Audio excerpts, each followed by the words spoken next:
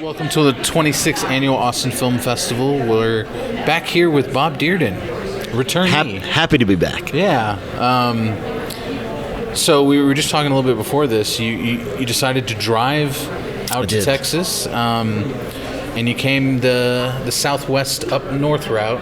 Yes. Tell me about, because I've done it the opposite way. I've gone from Dallas to Marfa to Big Bend. Yeah. Tell me a bit about your adventures through Big Bend country and the fun there. It was great. I mean, I am always looking for an excuse to get out of LA and just out of civilization for a bit anyway, because some of my background, as I think we talked about last time, is working in forestry and that in mostly British Columbia up in Canada before I came to UT and got back into this world. And so that's a part of my life that was, it was a huge component of my 20s and early 30s that I don't get to experience much anymore. So this seemed like a great opportunity. I have a new dog as well that I wanted to bring with me on this trip, and so flying was less of an option. And this confluence of factors led to my road trip. I went sort of skirted the southern border through Arizona, stopped in Joshua Tree first, and then Arizona, New Mexico, and Big Bend. Big Bend was by far the hottest of any spot on the trip. I mean, it was all pretty, like 85, 90, 95 degree temperature. Didn't cool down much at night, so that was good and bad. And then Big Bend, because it's a national park, you can't really bring dogs around there. So I did camp there one night, but it was mostly a driving sightseeing tour. I didn't do many of the trails, but that was probably for the best because it was about 102 at the height of the high temperatures of the day, and I would get out of the air-conditioned car and just feel like a heat blast and could barely handle it. But then we get here and it's as hot as I remember Austin being until last night when the monsoon rolled in, and this morning when we woke up and it was 50 degrees. So it's been a bit of a weather whiplash the last couple of days. But definitely, we drove through the monsoon to get here. And it was really? Wow. Yeah, it was something else. Yeah. We had tornadoes up in Dallas area. That's right. I heard about this. I hope everyone's all right. Yeah, everyone's good. Well, and snow in Amarillo as well, I hear. It's wild. Yeah, state. It's nuts. So I've got to ask, jumping into your illustrious career, I think last time we left off in iZombie, you were telling me to watch out for a particular episode about hockey players. Oh, yes. Yeah. And that episode obviously happened. It was a wonderful episode. Thank you. A lot of teeth references. Lost teeth references. Yes. Tell me a bit about being able to do that, and then from there you've had a step up the ladder at iZombie. Yeah, to some extent. Somewhere, I think Rob Thomas, the showrunner, is on the record, as having come to this conclusion, I guess, somewhere along the way, maybe around season 3 or beginning of season 4, where, we always had this pattern of we break story in the room, we sort of figure out what everyone's serialized arc was going to be for that episode, or where we'd find them along their serialized arc. And then that would inform, what the case of the week was. That's how it was kind of like season 1 and 2 when we were breaking story. And whatever we landed on for the personality that Liv would inhabit for that week, the writer in question would typically be pre-assigned that. So you might get something that was in your wheelhouse, or you might not. My first episode, which was during season 1, was the brain she was on was a very maternal brain, so not at all in my realm of experience, which meant that the script was okay, but there were certain areas where our co-creator Diane Ruggiero Wright was doing some significant rewriting, because she did have that experience, and of course that made it infinitely better than it was in my hands. But around season 3 or 4, Rob started to kind of reverse that process to some extent, where whoever had been assigned the episode, we would try to target a personality or a brain for Live to Eat that was something that was within their realm of experience, or something that they were excited to write about. Because at the beginning of every season, we'd all pitch abstract brain ideas without necessarily knowing how they'd fit into the overall arc. Just general ideas of a case of the week and the brain that would go with it.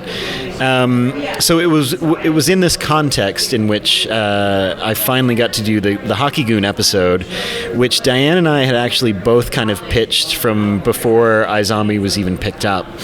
There was a period after we'd shot the pilot where Rob and Diane were generating a document for the network in the studio that, to my understanding, I wasn't that involved with it, but to my understanding, just sort of is there to show the people behind the money where the show is potentially going to go and examples of what potential future episodes might be, and that was one of ours. And it was a very loose, it didn't really resemble what the final product was, but the basic idea was there that it would be a Hockey Goon persona that she would take on, and it was pitched several times over the course of the first 3 seasons, always rejected, never harshly, but we always ended up going another way. And that one, finally, there was some things that made it work in terms of the other characters' stories that were happening at that time as well. And I didn't believe it when Rob said, "Okay, why don't we do the Hockey Goon?" I kept pitching other ideas, not thinking he was convinced, but he was, and he kept asking, like, why are you arguing against the pitch that I'm finally agreeing to? So we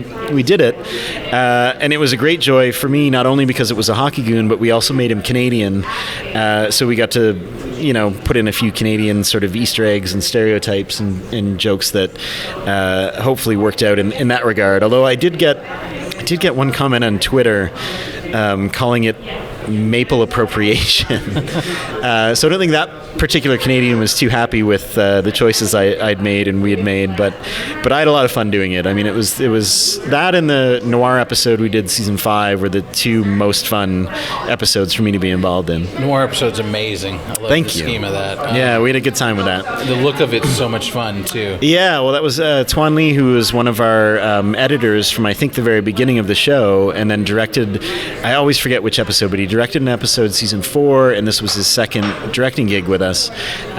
So him, in combination with our director of photography, Michael Whale, who'd been on the show since the beginning, and obviously the whole camera department and the whole team, really kind of leaned into it and gave it that aesthetic, which, as I was writing it, I wasn't sure. I was trying to picture things and looking up movies of that era, of that sort of golden era of noir, and wondering how it would play on our sets and without looking like a complete sort of farce or a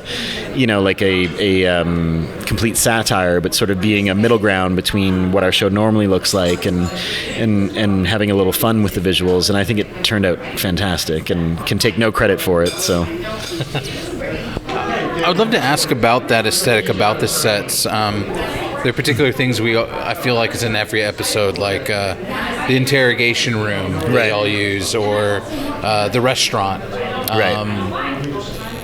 Is it hindering to have that, or is it a compliment to the writing that you're able to go to those if you need? Like, you can always dive into the restaurant sequence if you need to cut away from maybe the police side of it or Liv's side of it, or their apartment. How's that work in your writing process for you? Well, some of that is more stuff that I understand secondhand. It's a bit above my pay grade, but it's really all budgetary considerations. And so if I'm remembering this correctly, what we tried to do for our pattern, we would shoot 8 days an episode. And so 5 of those days were meant to be on our various sets. And that's just obviously a more cost-effective way to shoot than when you have to rent a house or a bar or a laundromat or whatever the case may be out in the world. Hockey rink, for instance, for that episode, we obviously had to rent. And so there's a lot of extra costs associated with that, obviously, because they have to rent the facility, plus you have to rent somewhere for all of your trailers and your base camp, and logistics, add up in those cases. And so most of the considerations for when we want to be on set and when we want to be on our locations tend to be from that perspective. But process-wise, for instance, the noir episode, part of why we landed on it, and that was another one that had been pitched a number of times and sort of rejected. Again, not rejected as a non-starter we could never do. It never worked out at the time it was pitched until that episode. And part of what made it feasible was that we were a little bit over budget from the previous episodes and wanted to do an episode that would be under budget to kind of even things out. And so every scene in that episode, save one, is on one of our sets, which then reduced the costs overall. And we just thought, if we're going to have an episode where we have to be on our sets, let's show them in a different way. And that was kind of part of the, I guess, the logic of how we landed on the noir episode. But I find, like, in the big picture, just more generally speaking, that some parameters, some limitations are better than none. So if we had an unlimited budget and could shoot anywhere, anytime, it sort of feels like there would almost be too many options creatively. And there is something that I find moves the process along a little easier, especially when we're breaking story, when you know that, we can't afford X, Y, or Z. We have to have certain scenes in the interrogation room. We have to be in the morgue for a certain percentage. We have to be in the precinct. Because it kind of focuses your kind of brainstorming, or it focuses your idea generation to know that, well, it can't just be anything. It has to be, it can be a number of things, but it has to be within these boundaries. And I find that true overall, too. When I'm working on my own stuff and I have no budget to worry about and I have no notes yet and things like that, I can find it almost paralyzing to have the whole world as my oyster. Like, you almost need to, I find, you almost need to create some sort of a playing field on which you're operating and which you can't really exceed the boundaries of, and that helps sort of hone things, in my estimation anyway. I didn't think we'd be talking about this, but I'm really curious now. The show obviously seems to have teams or tag teams of characters in particular. Liv jumps to different ones. Is that also, I don't want to say it's a budgetary issue, but more of an issue of, the arc of this character is enhanced for this season? Is that part of the pre-planning of the whole season as a whole? I think so. My involvement in the pre-planning of the season is similar to my involvement of a given episode, where I can come in and pitch ideas, but generally speaking, Rob and Diane always had at least a loose plan or direction in place before we ever convened, and then you try to add to it. So the Christmas tree is up and we're throwing up decorations, kind of thing. And I think there's many considerations. A lot of it is purely creative. What is happening with Liv emotionally at this point in her life? Has she just had another boyfriend murdered? Has she gone too far with Clive?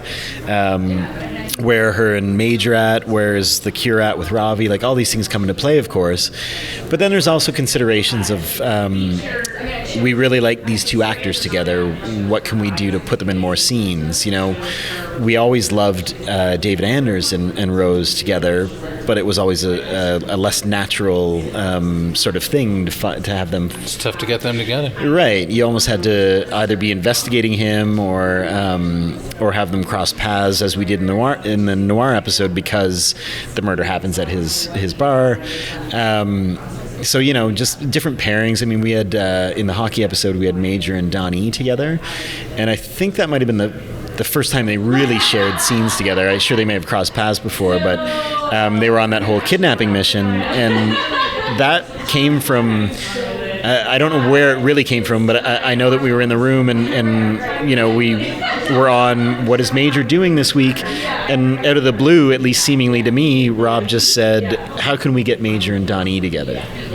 And that was the impetus for it. There was no there was no creative impulse to have a kidnapping storyline, and the whole thing about the general's daughter all came from the seed of, we just want to see these two actors together for an episode. And I thought it was a lot of fun, and I think it led to more fun between them down the road, because now they had that bit of shared history.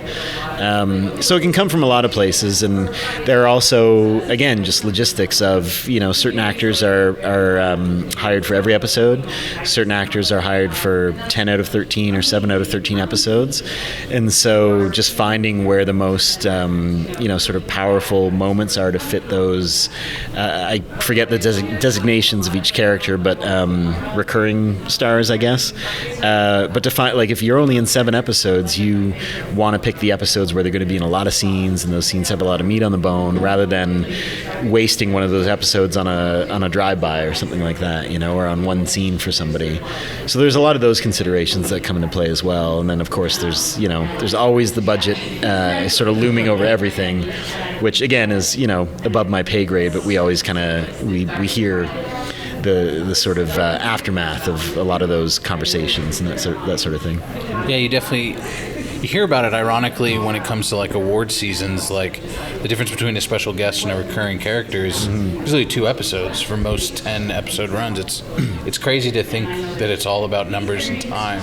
Yeah, there's a very large, surprisingly large component of just math in the making of a TV show.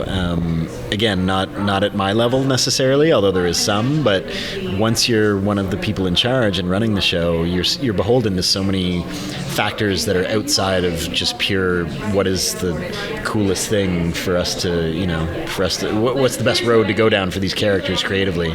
There's a lot more strings pulling at the puppets, you know. Well, I could go on and on about iZombie, but I do want to jump quickly to how you got attached to Cobra Kai.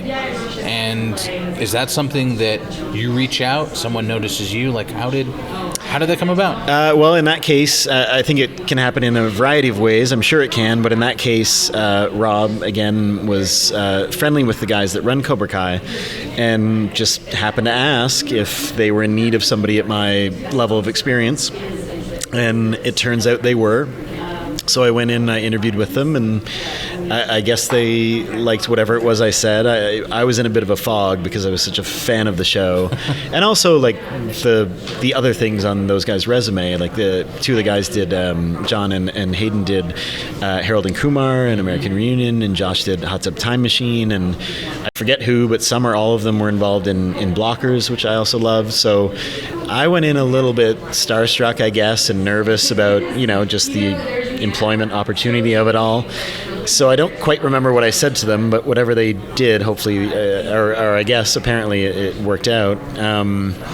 And then once I was in the room, it was, it was myself and one other new writer, and the rest of them were all people who had been on the show from season 1.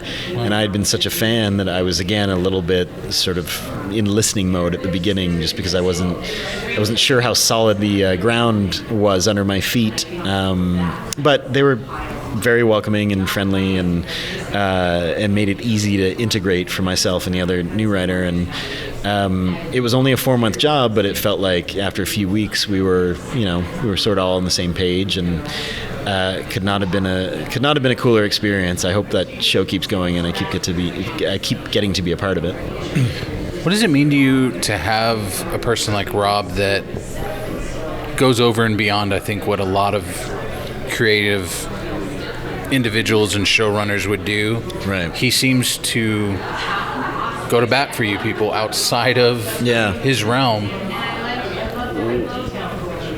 I know it's based on his love of his team, but that must be so surreal to go to work knowing that someone of that clout level cares so much about what you do. Yeah, I mean, it's continually sort of surprising and mind-blowing. I mean, I started with Rob as an intern while I was at UT, and almost from the very beginning, he was so just sort of generous with his time and open to, for no reason. Like, he didn't know a thing about me. I don't think he'd read my writing, before we met or anything like that, other than emails we'd sent back and forth.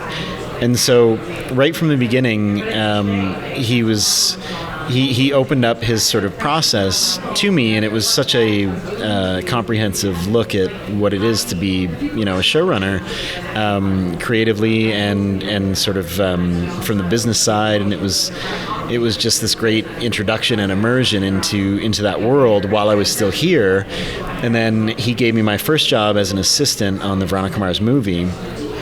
So I was an office assistant there, but I also, he went out of his way to let me kind of see the process of making the movie as well, and not just being the guy who went around LA getting Trader Joe's snacks for everybody and that sort of thing, which was, that's also part of the job too.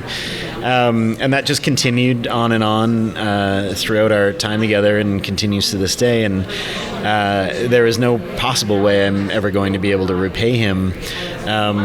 But and Rob, I think, is unique in that capacity, but I'm certainly not the only person that he is, sort of opened up to and mentored, and he's just very, very generous in that regard. And other people at his level, I've noticed, at least on the writing side of things, are similarly open to mentoring people and to sort of bringing people along when they're just trying to get their start, which is something that I guess I had an impression of what Hollywood was like that was a little more schmoozy and networky, and you had to be like a mover and a shaker. And in my experience, that has not been the case at all. It's all very normal, exceedingly normal people that happen to do a particularly sort of cool and interesting and strange job for a living, but outside of that have, families and kids and all the same considerations that any of us do. And some of them have a little bit of fame, but, mostly it's, you're just sort of proximal to the fame of the people in front of the camera. And so there's not the same sort of level of ego or, competition or any of that stuff that I guess I thought Hollywood was going to be. That's not to say that it doesn't exist. I'm sure it does, and I'm sure I've even seen it myself and just am selectively omitting it at this moment. But just the generosity of people like Rob has surprised me, and insofar as it relates to me specifically, it's pretty mind-boggling even now, like 5, 6, 7 years on, as I start to get a little bit used to doing this for a living and having this as my life. It's still surreal to think that, like you said, a guy with that kind of clout is willing to go out of his way to keep me working. He hasn't put this in writing, but I think I owe him a significant percentage of all of my earnings, which I will never pay. I don't think he would want it back. Yeah. He's also doing all right for himself, so I don't think he needs it. But yes, he also would not accept it. You're right. To jump back in iZombie, one of the things I love, you talk about recurring characters and I think guest characters. There are characters over the years we've seen grow. Dave Anders' father's character in the show, that's become a major arc with the whole church element and that, but also like the resistance movement, and you brought up the laundromat. Being able to have those offshoot characters have a little bit more life. How much do you pay attention to the characters that maybe you're getting to enjoy seeing them on screen or doing your writing well? Does it impact, gosh, I hope they get another episode so I can write for them? 100%. I mean, a lot of the choices in terms of when certain notable guest characters show up are sort of random. Like there's not random's maybe not the right word, but there's not a whole lot of pre-planning, say in the opening weeks of the writer's room where we're talking about the serialized season arcs. We might say, oh, if we do this in this moment, what a great time it would be to bring back Ken Marino or Darren Norris or some of those guys. And what's great about them and just Rob in general is he has engendered quite a bit of loyalty, I think, and friendship between a lot of the people he's worked with before. So, he can get Kristen Bell to do a voiceover on one of our episodes, or I think we had Paul Rudd narrate a documentary, or at least referred to a documentary as being narrated by Paul Rudd, the Renegade documentary. And then, you can get Ken Marino, you can get Ryan Hansen, you can get all these people. And so among the lower level staff writers, there was a ton of competition, friendly competition in terms of like who's going to get to work with or write for so-and-so.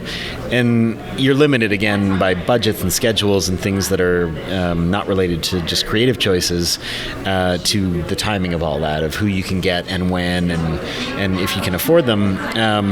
So it's always luck of the draw for people at my level to end up with an episode with Ken Marino. I finally got one. Some stuff I think I rewrote on an episode with him. Wasn't one of my credited episodes, but I could not have been happier to hear him or to watch him when it aired say things that I had written, because when actors are that good and have such a specific kind of way about them, you sort of have a better path to like hearing the dialogue in your head, and then to hear what they do with it is always better than what you imagine. Whatever little piece of flair they put on it or twist they put on it is always elevating it. And Ryan Hansen, I got to work with on a web series we did before iZombie, so I was constantly pitching a Ryan Hansen return, because he showed up in season 1 in an episode that I was not involved in, but because he was in our world, we every once in a while would talk about him coming back. Unfortunately, it never worked out, but yeah, I mean, there was always like a little voice in the back of our heads. I'm assuming everyone at my level felt the same way I did, but of like, how can I sneak in a pitch that will get so-and-so back on the show? Or alternatively, if we're introducing a new character, who can I pitch as a pie in the sky actor for this role that then I will get to potentially meet on set and take a Instagram selfie with or whatever. So there's a lot of that going on, but ultimately the choice is going to be made by Rob no matter what, and Diane to some extent, but it's going to be in many cases based on just like who's available and whether or not we've already exceeded our guest star budget for that episode and things like that are just completely out of the control of people at my level. Does Rob ever have you guys look outside of that world of the history of the show for inspiration? Like, does he ever gear you, or do you guys take the initiative to dive into work outside of the work that you just... I know you're busy in the writing room a lot, but is there other outside of... I think the Rob Thomas world is its unique world. Right.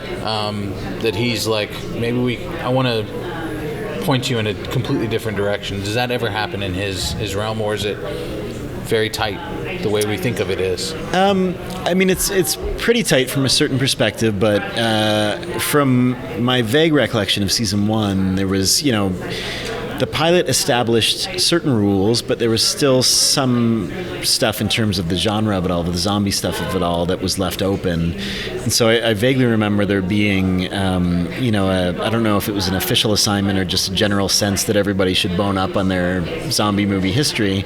And that way we could sort of cherry pick, what rules we wanted to just make canon for us, or what traditional zombieisms we wanted to ignore. So I think there was a bit of that, and then there's certainly, once you land on a persona or a world of the murder case that we're going to do for a given week, there's an expectation that you'll do some research if it's not an area within your realm of understanding already. So you do end up with an odd browser history, that goes from, I think there's one season where we went from like sort of a holistic wellness sort of yogi type character to a dominatrix. So neither of those worlds are familiar to me, but you do a lot of research to try and figure out what you can take from what is known about those areas and transpose them to what we know about our characters in our world, and what's going to be the most fun within that. And then of course there's like the hockey episode. For me, there wasn't necessarily a lot of research, but there was a lot of playing YouTube videos of NHL players mic'd up, to get like the little idiosyncrasies of some of their trash talk and that sort of thing. So there's a bit of that in terms of like research and stuff. In terms of people that we might want to bring into our story, we have, thrown out names that are well outside of anybody Rob's ever worked with. Whether they land or not is always dependent on a bunch of variables, but there's never like an expectation of let's definitely pick somebody from people that Rob have worked with before. But you also know that, as a CW show, you don't necessarily have the same budget or cachet as a ABC show or an HBO show or whatever. And so that there might be a slightly better chance you can get somebody that you're a fan of if they have a prior working relationship with Rob. So our minds just automatically would go to that place, especially because there's a big list of characters that have worked with Rob on, I'm thinking of Veronica Mars specifically, and definitely in Party Down as well, who went on to like much bigger and better, but they still have that relationship. So I'm sure we pitched Lizzie Kaplan a bunch of times for a bunch of things. I know J.K. Simmons came up a few times. He did a guest spot in Party Down. And then, just being silly, we would pitch like Aaron Paul and Jessica Chastain and all the people that like did early in their career guest spots on other shows that went on to bigger and better. You'd always have this like dream version of like, yeah, as a favor, why wouldn't she go up to Vancouver for, why wouldn't Jessica Chastain take a Vancouver vacation for a couple days to be on our show? But there, there's no reason not to throw those ideas out there, because even though you're probably not going to get Aaron Paul to come up to Vancouver to shoot iZombie, you might get the next Aaron Paul. It might spark that idea or put you in the mindset of who would give us the same vibe, but be a more realistic get, Yeah. To switch notes to Austin Film Festival, what does it mean to you to be now included in this family? I think AFF is so different than all other film festivals. It's got to be special to know that you're part of it now. Yeah, I mean, it's very cool. I do invite myself every year, but they accept, and that's great. And it's so cool because I can still remember when I first came to UT, I did not know this existed. All the people in my program got free passes, as I understood it, because a number of our professors would act as moderators on the various panels just for free and volunteer their time. In exchange, the fest would give out a few passes that then the professors would give to us, which was very generous on all sides and a great perk of being in that program. So, the first year I was a student here, I was 5 or 6 weeks into being a student, and got this gift and got to listen to, I'm trying to remember who was here the first year, but I feel like at least one of the years Damon Lindelof was here, and Chris Carter, and like people who'd done all these shows that I was in love with that made me want to work in television in the first place. And I can remember being in that headspace back then, and so now being on a little bit on the other side is fairly surreal. Although that first year, it was funny. The first thing I did was a round table, and the first people that sat down, or the first person that sat down at my table, was Craig Mazin. So I was like, "Oh, that's fantastic." Sometimes you get agents and managers and that sort of thing, also very valuable. But I was like, "Oh, I know who this is." I'd been listening to script notes, and I thought, "What a score!" And the first thing he said, somebody asked him about those online services where people will charge you a fee to give you notes on a script. And as he is wont to do, he sort of dismissed that idea as a bit of a scam, and then sort of expanded on this rant and said, it's all a scam. You don't have to go to film school. You don't have to do any of this stuff. And I was 5 weeks into going to film school, so that was a bit disheartening. But the next people who sat down, I forget their names, forgive me, but they did Hemlock Grove on Netflix. And they were UT screenwriting alums. And the first thing they said was, "Oh, you're in this program. We would not have our career without it." So it was that juxtaposition of one person saying you've made the wrong choice implicitly, and another person saying you've made the best choice. And I tend to agree with the latter because it's given me everything, and I love that the film festival is part of it, and then I get to come back every year. Well, Bob, we love you. We love what your work has done. And you. Thanks again for sitting down with me. It's a real pleasure, and I can't wait to see what's next, buddy. Same. Awesome. Thanks, you so much. Bob. You bet.